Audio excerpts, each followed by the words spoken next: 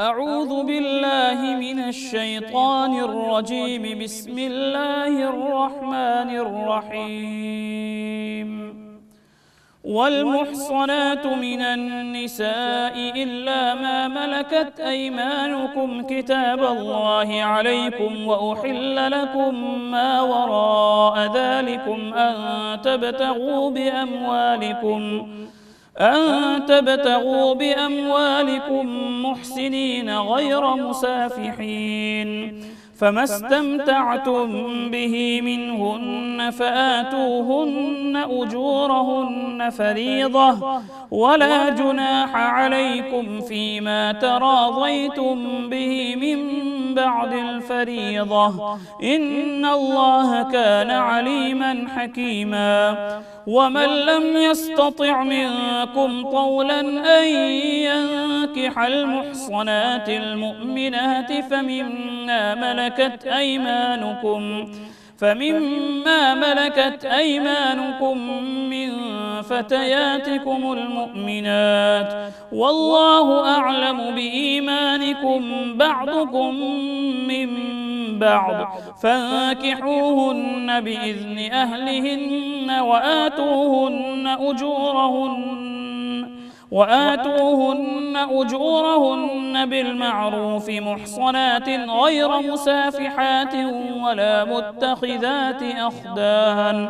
فإذا أحصن فإن أتين بفاحشة فعليهن نصف ما على المحصنات من العذاب، ذلك لمن خشي العنة منكم، وأن تصبروا خير لكم، والله غفور رحيم. يريد الله ليبين لكم ويهديكم سنن الذين من قبلكم ويتوب عليكم، والله عليم حكيم. والله يريد أن يتوب عليكم ويريد الذين يتبعون الشهوات أن تميلوا ميلا عظيما. يريد الله أن يخفف عنكم وخلق الإنسان ضعيفا. يا أيها الذين آمنوا لا تأكلوا أموالكم بينكم بالباطل إلا أن تكون تجارة عن تراض منكم، ولا تقتلوا أنفسكم إن الله كان بكم رحيما. ومن يفعل ذلك عدوانا وظلما فسوف نصليه نارا، وكان ذلك على الله يسيرا. إن تجتنبوا كبائر ما تنهون عنه نكفر عنكم سيئاتكم وندخلكم مدخلا كريما. ولا تتمنوا ما فضل الله به بعضكم على بعض، للرجال نصيب مما اكتسبوا وللنساء نصيب مما اكتسبن، واسألوا الله من فضله إن الله كان بكل شيء عليما. ولكل جعلنا موالي مما ترك الوالدان والأقربون والذين عقدت أيمانكم فآتوهم نصيبهم، إن الله كان على كل شيء شهيدا. الرجال قوامون على النساء بما فضل الله بعضهم على بعض وبما أنفقوا من أموالهم، فالصالحات قانتات حافظات للغيب بما حفظ الله. واللاتي تخافون نشوزهن فعظوهن واهجروهن في المضاجع واضربوهن، فإن أطعنكم فلا تبغوا عليهن سبيلا، إن الله كان عليا كبيرا. وإن خفتم شقاق بينهما فابعثوا حكما من أهله وحكما من أهلها إن يريدا إصلاحا يوفق الله بينهما، إن الله كان عليما خبيرا. واعبدوا الله ولا تشركوا به شيئا، وبالوالدين إحسانا، وبذي القربى واليتامى والمساكين والجار ذي القربى والجار الجنب والصاحب بالجنب وابن السبيل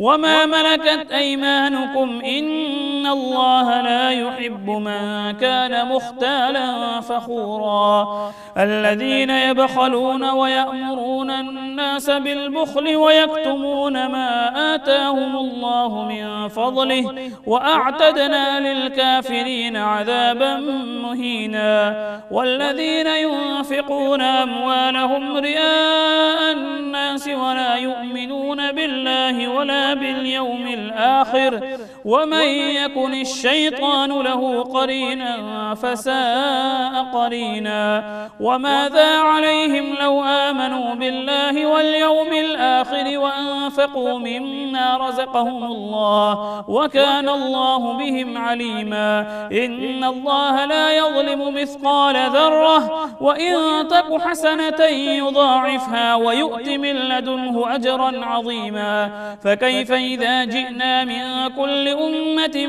بشهيد وجئنا بك على هؤلاء شهيدا يومئذ يود الذين كفروا وعصوا الرسول لو تسوى بهم الأرض ولا يكتمون الله حديثا يا أيها الذين آمنوا لا تقربوا الصلاة وأنتم سكارى حتى تعلموا ما تقولون ولا جنبا إلا عابري سبيل حتى تغتسلوا وإن كنتم مرضى أو على سفر أو جاء أحد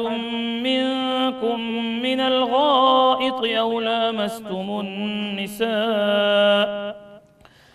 لامستم النساء فلم تجدوا ماء فتيمموا صعيدا طيبا فامسحوا بوجوهكم وأيديكم إن الله كان عفوا غفورا ألم تر إلى الذين أوتوا نصيبا من الكتاب يشترون الضلالة ويريدون أن تضلوا السبيل والله أعلم بأعدائكم وكفى بالله وليا وكفى بالله نصيرا من الذين هادوا يحرفون الكلم عن مواضعه ويقولون سمعنا وعصينا واسمع غير مسمع وراعنا ليا بألسنتهم وطعنا في الدين ولو أنهم قالوا سمعنا وأطعنا واسمع وانظرنا لكان خيرا لهم وأقوم ولكن لعنهم الله بكفرهم فلا يؤمنون إلا قليلا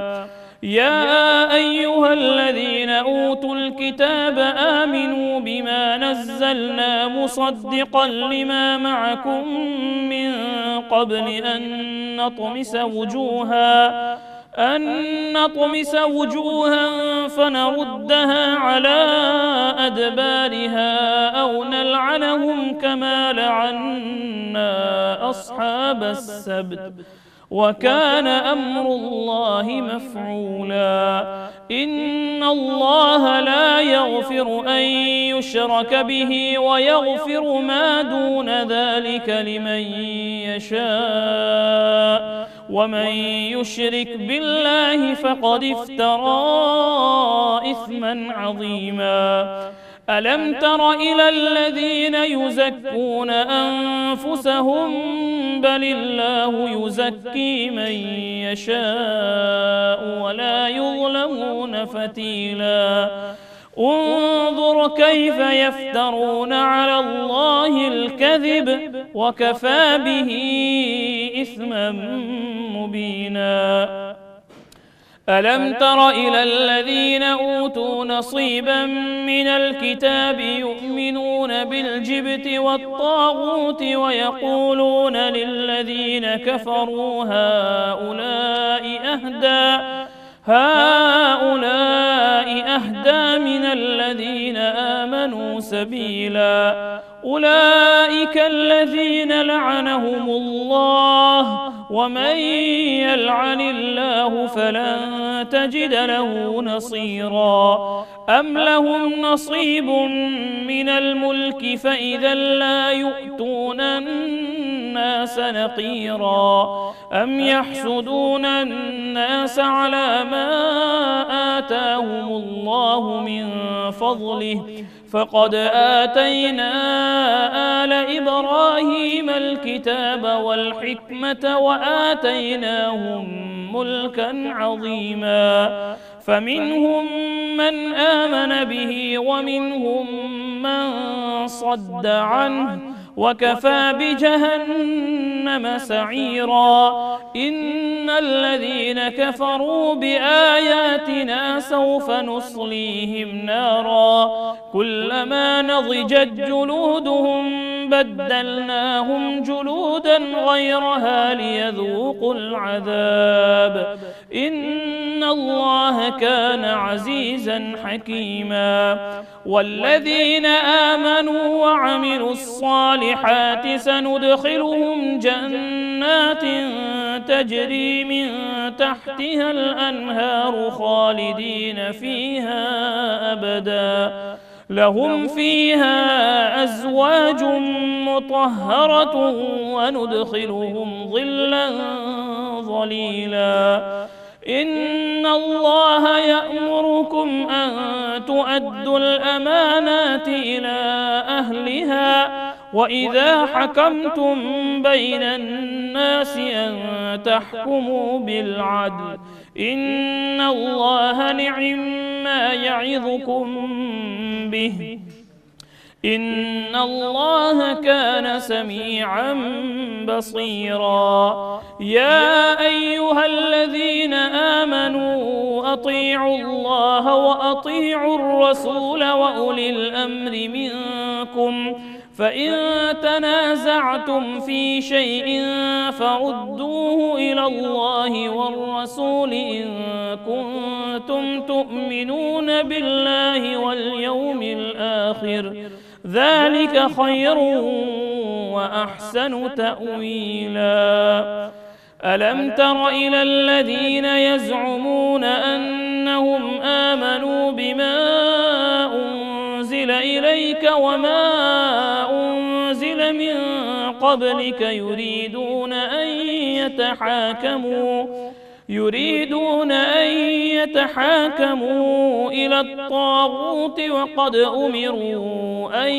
يكفروا به ويريد الشيطان أن يضلهم ضلالا بعيدا وإذا قيل لهم تعالوا إلى ما أنزل الله وإلى الرسول رأيت المنافقين يصدون عنك صدودا فكيف إذا أصابتهم مصيبة بما قدمت أيديهم ثم جاءوك يحلفون بالله إن أردنا إلا إحسانا وتوفيقا أولئك الذين يعلم الله ما في قلوبهم فأعرض عنهم وعظهم وقل لهم في أنفسهم قولا بليغا وما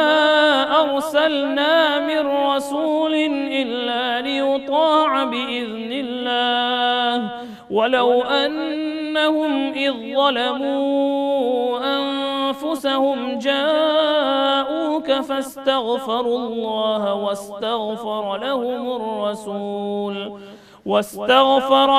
الرسول لوجدوا الله توابا رحيما فلا وربك لا يؤمنون حتى يحكموك فيما شجر بينهم ثم لا يجدوا في أنفسهم حرجا مما قضيت ويسلموا تسليما ولو أنا كتبنا عليهم أن اقتلوا أنفسكم أو اخرجوا من دياركم ما فعلوه إلا قليل منهم ولو أنهم فعلوا ما يوعظون به لكان خيرا لهم وأشد تثبيتا وإذا لآتيناهم من لدنا أجرا عظيما ولهديناهم صراطا مستقيما ومن يطع الله والرسول فأولئك مع الذين أنعم الله عليهم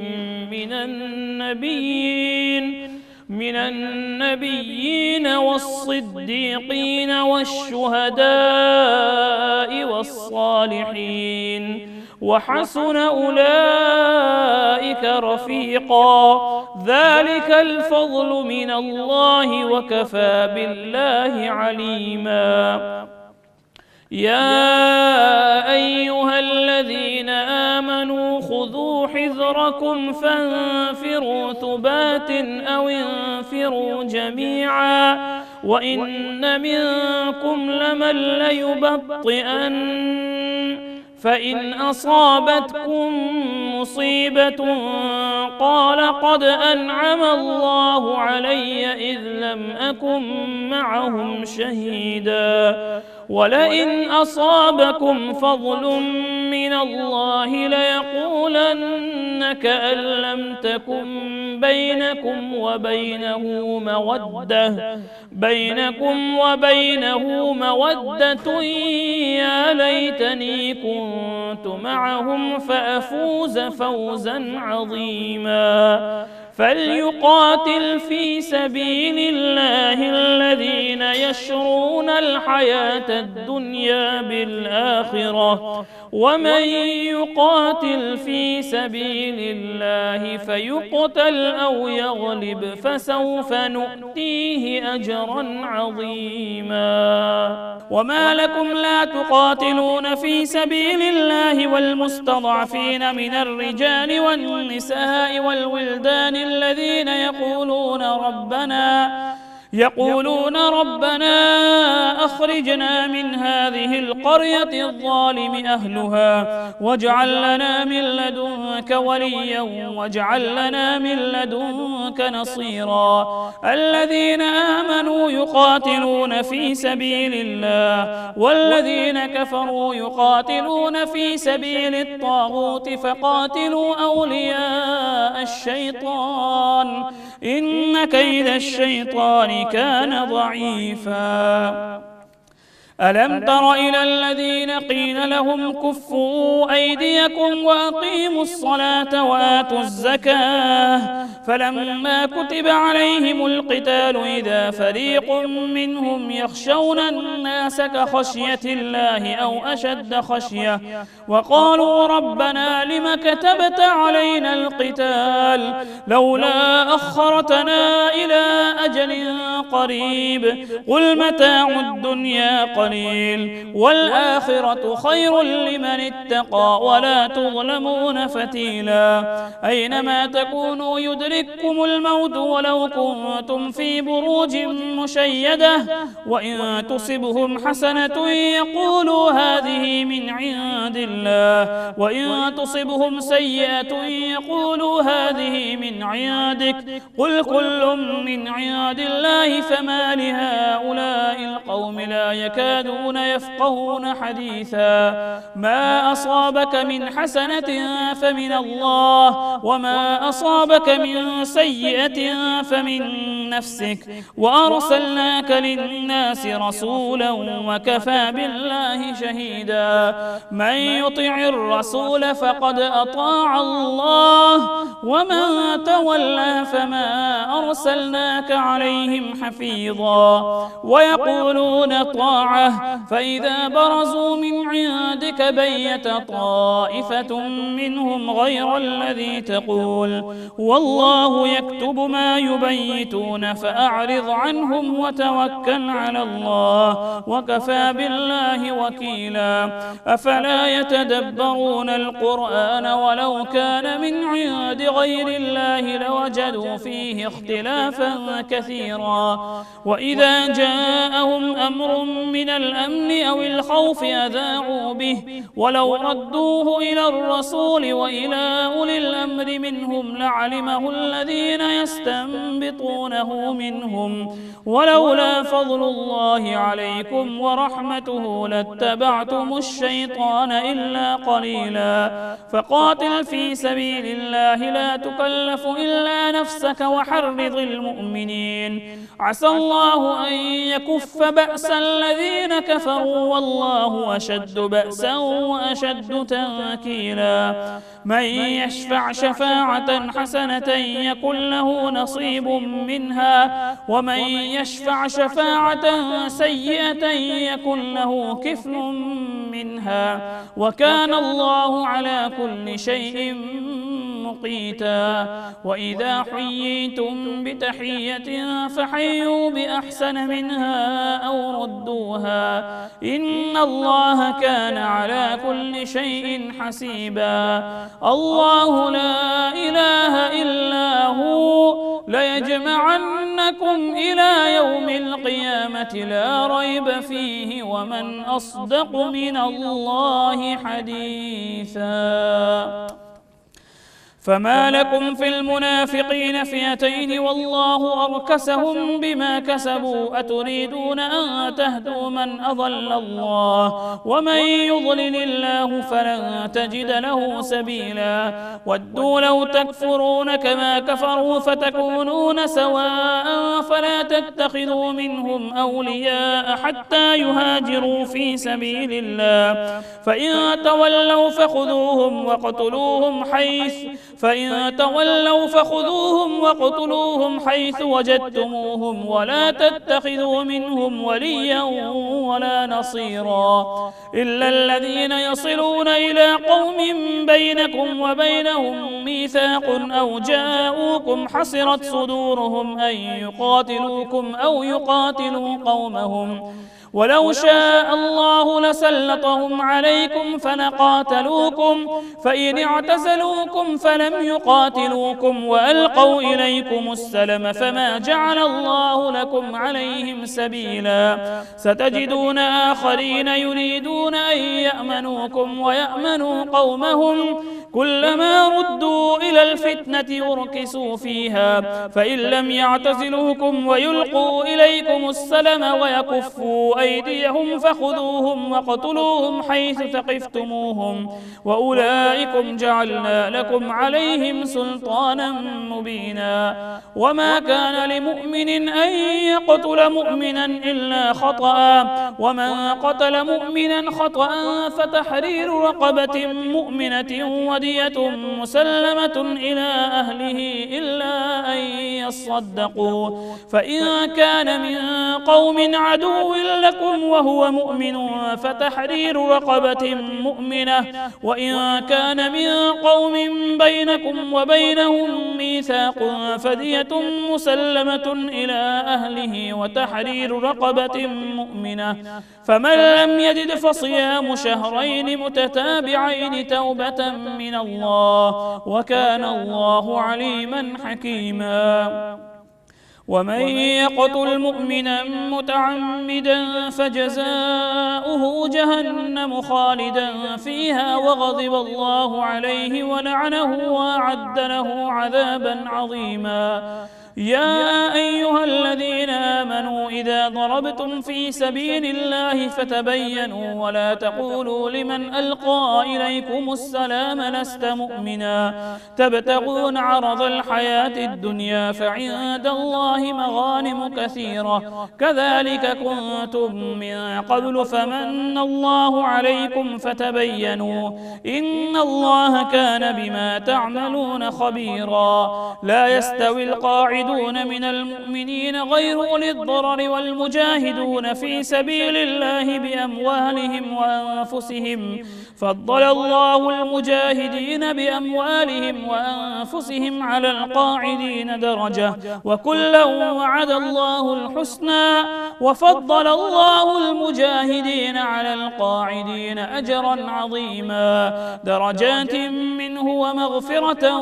ورحمة وكان الله غفورا رحيما إن الذين توفاهم الملائكة ظالمي أنفسهم قالوا فيم كنتم قالوا كنا مستضعفين في الأرض قالوا ألم تكن أرض الله واسعة فتهاجروا فيها فأولئك مأواهم جهنم وساءت مصيرا إلا المستضعفين من الرجال والنساء والولدان لا يستطيعون حيلة ولا يهتدون سبيلا فأولئك عسى الله أن يعفو عنهم وكان الله عفوا غفورا ومن يهاجر في سبيل الله يجد في الأرض مراغما كثيرا وسعة ومن يخرج من بيته مهاجرا إلى الله ورسوله ثم يدركه الموت فقد وقع أجره على الله وكان الله غفورا رحيما وإذا ضربتم في الأرض فليس عليكم جناح أن تقصروا من الصلاة إن خفتم أن يفتنكم الذين كفروا إن الكافرين كانوا لكم عدوا مبينا وإذا كنت فيهم فأقمت لهم الصلاة فلتقم طائفة منهم معك وليأخذوا أسلحتهم فإذا سجدوا فليكونوا من ورائكم ولتأت طائفة أخرى لم يصلوا فليصلوا معك وليأخذوا حذرهم وأسلحتهم ود الذين كفروا لو تغفلون عن أسلحتكم وأمتعتكم فيميلون عليكم ميلة واحدة ولا جناح عليكم إن كان بكم أذى من مطر أو كنتم مرضى أن تضعوا أسلحتكم وخذوا حذركم إن الله أعد للكافرين عذابا مهينا فإذا قضيتم الصلاة فاذكروا الله قياما وقعودا وعلى جنوبكم فإذا اطمأننتم فأقيموا الصلاة إن الصلاة كانت على المؤمنين كتابا موقوتا ولا تهنوا في ابتغاء القوم إن تكونوا تألمون فإنهم يألمون كما تألمون وترجون من الله ما لا يرجون وكان الله عليما حكيما إنا أنزلنا إليك الكتاب بالحق لتحكم بين الناس بما أراك الله ولا تكن للخائنين خصيما واستغفر الله إن الله كان غفورا رحيما ولا تجادل عن الذين يختانون أنفسهم إن الله لا يحب من كان خوانا أثيما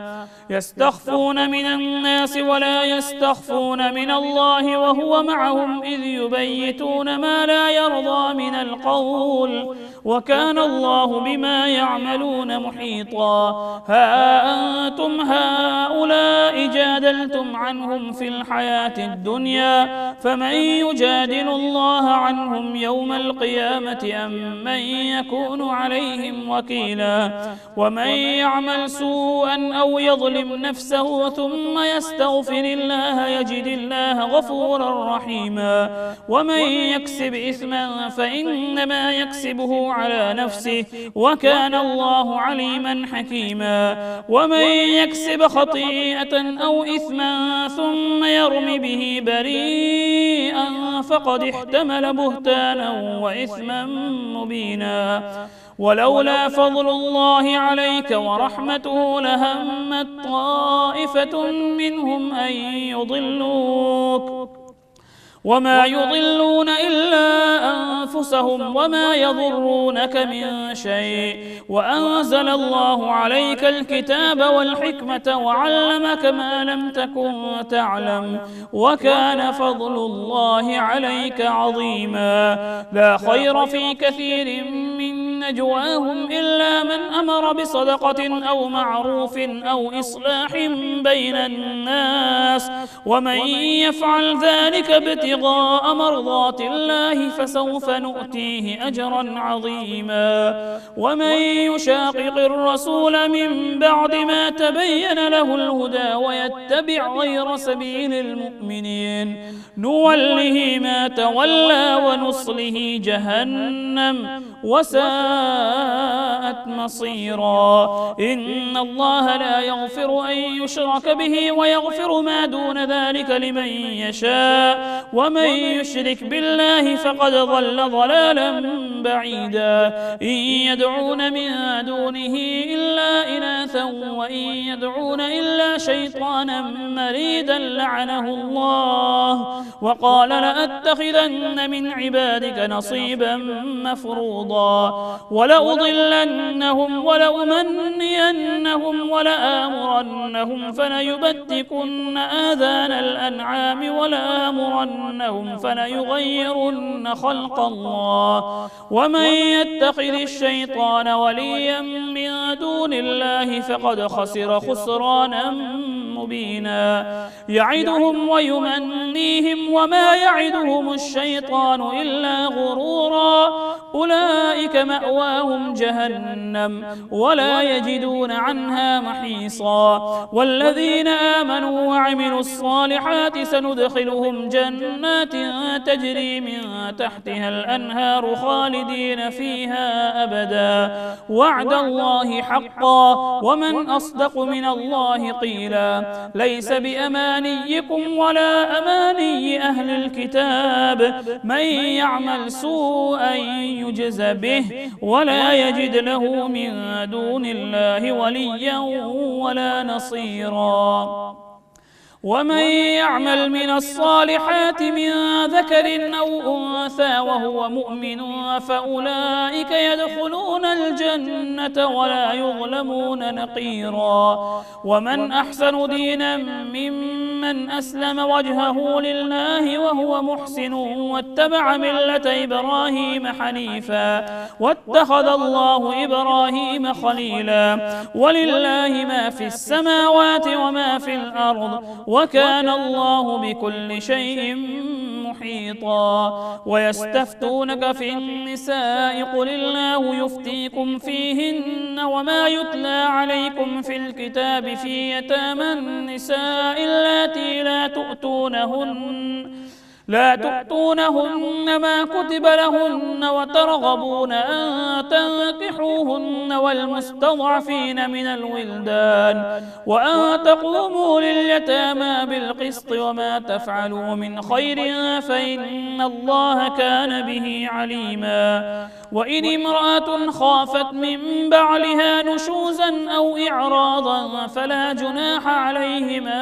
أن يصلحا بينهما صلحا والصلح خير وأحضرت الأنفس الشح وإن تحسنوا وتتقوا فإن الله كان بما تعملون خبيرا. ولن تستطيعوا أن تعدلوا بين النساء ولو حرصتم فلا تميلوا كل الميل فتذروها كالمعلقة وإن تصلحوا وتتقوا فإن الله كان غفورا رحيما. حميما وإن يتفرقا يغني الله كلا من سعته وكان الله واسعا حكيما ولله ما في السماوات وما في الأرض ولقد وصينا الذين أوتوا الكتاب من قبلكم وإياكم أن اتقوا الله وإن تكفروا فإن لله ما في السماوات وما في الأرض وإن تكفروا فإن لله ما في السماوات وما في الأرض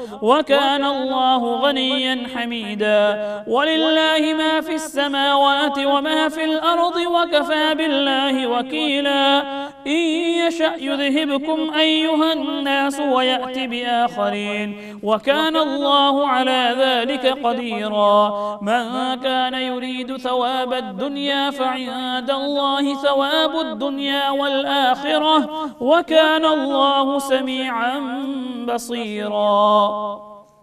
يا أيها الذين آمنوا كونوا قوامين بالقسط شهداء لله ولو على أنفسكم أو الوالدين والأقربين إن يكن غنيا أو فقيرا فالله أولى بهما فلا تتبعوا الهوى أن تعدلوا وإن تلووا أو تعرضوا فإن الله كان بما تعملون خبيرا يا أيها الذين آمنوا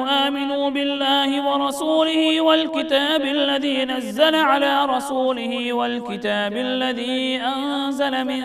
قبل ومن يكفر بالله وملائكته وكتبه ورسله واليوم الآخر فقد ضل ضلالا بعيدا إن الذين آمنوا ثم كفروا ثم آمنوا ثم كفروا ثم ازدادوا كفرا لم يكن الله ليغفر لهم ولا ليهديهم سبيلا بشر المنافقين بأن لهم عذابا أليما الذين يتخذون الكافرين أولياء من دون المؤمنين أيبتغون عندهم العزة فإن العزة لله جميعا وقد نزل عليكم في الكتاب أن إذا سمعتم آيات الله يكفر بها ويستهزأ بها فلا تقعدوا معهم حتى يخوضوا في حديث غيره إنكم إذا مثلهم إن الله جامع المنافقين والكافرين في جهنم جميعا الذين يتربصون بكم فإن كان لكم فتح من الله قالوا ألم نكن معكم وإن كان للكافرين نصيب قالوا ألم نستحوذ عليكم ونمنعكم من المؤمنين قالوا ألم نستحوذ عليكم ونمنعكم من المؤمنين فالله يحكم بينكم يوم القيامة ولن يجعل الله للكافرين على المؤمنين سبيلا إن المنافقين يخادعون الله وهو خادعهم وإذا قاموا إلى الصلاة قاموا كسالى يراءون الناس ولا يذكرون الله إلا قليلا مذبذبين بين ذلك لا إله هؤلاء ولا إله هؤلاء ومن يضلل الله فلن تجد له سبيلا يا أيها الذين آمنوا لا تتخذوا الكافرين أولياء من دون المؤمنين أتريدون أن تجعلوا لله عليكم سلطانا مبينا إن المنافقين في الدرك الأسفل من النار ولن تجد لهم نصيرا إلا الذين تابوا وأصلحوا واعتصموا بالله وأخلصوا دينهم لله فأولئك مع المؤمنين وسوف يؤتي الله المؤمنين أجرا عظيما ما يفعل الله بعذابكم إن شكرتم وآمنتم وكان الله شاكرا عليما صدق الله العظيم.